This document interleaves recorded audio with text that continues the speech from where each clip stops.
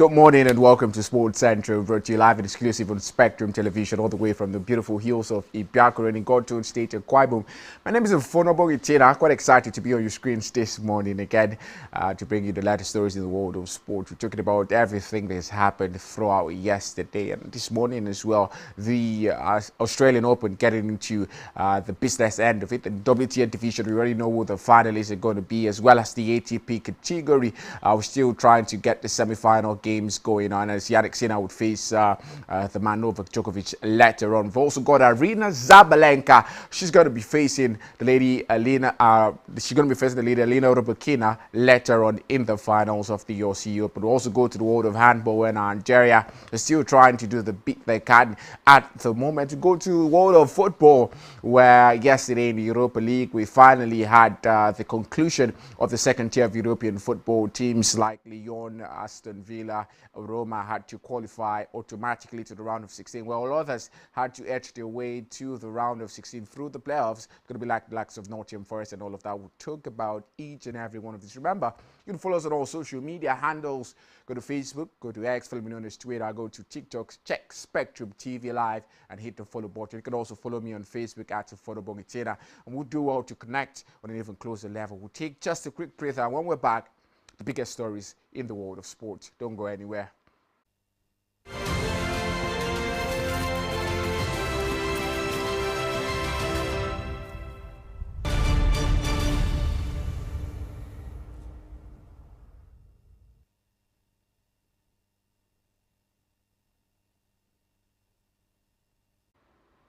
Now starting with handball, where Nigeria's senior men's handball team, the Golden Arrows, kept their 2025 IHF Men's World Championship dream alive with a nervy 30-28 victory over Guinea in Thursday's 5-8 place semi-final at the 27th African Men's Handball Championship in Kigali in Rwanda.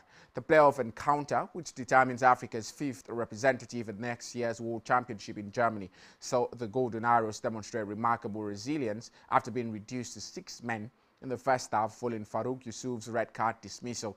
Playing a man down for the bulk of the contest, Nigeria still managed to establish a 16-14 advantage at half-time and held their nerve after the restart to repel Guinea's spirited comeback attempt. Aziz Suleiman emerged as the hero with 8 goals that earned him the Most Valuable Player award, while John Shagari matched his total to lead Nigeria's offensive charge. The victory sets up a winner-takes-all fifth-place decider against Angola, who defeated Morocco 27-20 in the other playoff semi-final. A win in Sunday's showdown would mark Nigeria's return to the global stage for the first time since their last World Championship appearance in 1999, a 26-year absence that has haunted Nigerian football. Now to tennis, where Arina Zabalenka will face Elena Rybakina in a big-hitting Australian Open final after the world number one kept her cool to storm past Lena's Svitolina and reach a 4th Melbourne showpiece in a row. Two-time winner Zabalenka overcame fluctuations in form and a hindrance call against her in the 4th game of the match to thrash Svitolina 6-2, 6-3. Former Wimbledon champion Rybakina then overcame American Jessica Pegula 6-3, 7-6 to seal the chance to avenge her 2023 final loss to Zabalenka. Both players will begin Saturday's tantalizing final in red-hot form, with neither woman dropping a set in their 6 matches so far. Zabalenka, bidding for a 5th Grand Slam singles title, is on an 11-match winning streak, and she has hit the most winners of any player during this year's tournament with 172. Strong serving Rybakina has lost just one of her past 20 matches and is the Kajak world number 5 who edges their head-to-head on hard court with 6 wins and just 5 for Zabalenka. Zabalenka will also be searching for some redemption after last year's final when she felt she was not brave enough in a 3-set loss to Madison Keys. Now to other stories, where President Bola Tinubu, alongside the Nigerian Football Federation and the National Sports Commission, has expressed his deepest sympathies to Super Eagles forward Samuel Chukwueze following the passing of his mother, Mrs. Sarah Chukwueze. In a statement released on Thursday by the Special Advisor to the President on Information and Strategy, Bayo Onanuga, the President extended his heartfelt condolences to the family and friends of the deceased who passed away on Thursday. The president described the loss as a significant blow, especially coming at a time when the Nigerian football community is already reeling from a similar tragedy involving another national star. Reflecting on the emotional toll these losses have taken on the national team players, Tinubu assured the grieving families of his personal support and spiritual solidarity. Mrs. Chukwueze died in the early hours of Thursday after a brief illness, according to a statement by the NSC. And the announcement was made by the Fulham Wingers' siblings, Princess Chukwueze and David Chukwueze, on their respective social media platforms on Thursday morning. Our thoughts and wishes are with the man Samuel Chukwueze, and we hope for quick repose for the soul who's just departed. Now to other stories where 9 teams will start the upcoming Chinese Super League season on minus points after clubs were sanctioned following an investigation into match fixing, gambling and corruption in the football industry. Shanghai Shenhua, last season's runners-up, suffered the toughest sanction alongside Tianjin Tigers, with the pair receiving a 10-point deduction each. 4 punished sides have already been relegated to China League 1.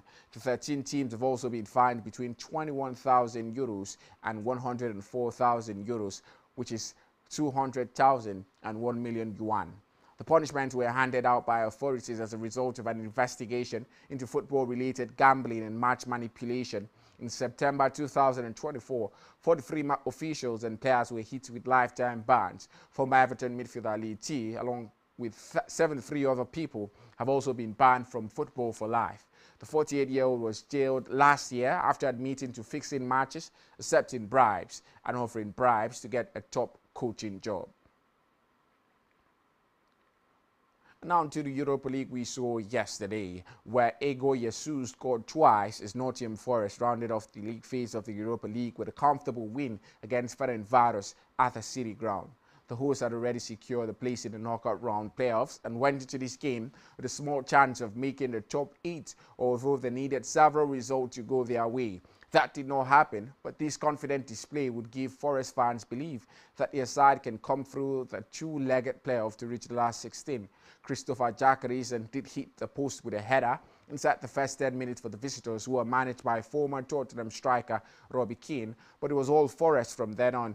He opened the score in the 17th minute when Ryan Yates' cross was torn into his own net by Ben's Odvos, and added the second 4 minutes later, with Jesus squeezing a shot in the far post for his 10th goal of the season. His 11th arrived early in the second half when he timed the run perfectly to break clear of the defense and then drive an effort beyond the goalkeeper. That goal killed off Ferencváros' hopes of making a comeback, and instead Forest added a fourth when the excellent McCarthy converted a penalty after a fall by the unfortunate Odvos inside the box on Dan Doye. The Europa League knockout phase playoff draw takes place on Friday the 30th of January, which is today, where Forest could be drawn against either Fenerbahce or Panathinaikos. And that's all we have for you on Sport Wrap Up this morning. I will take a quick break, and when we're back, it's going to be the full edition of Sports Central. Stick around.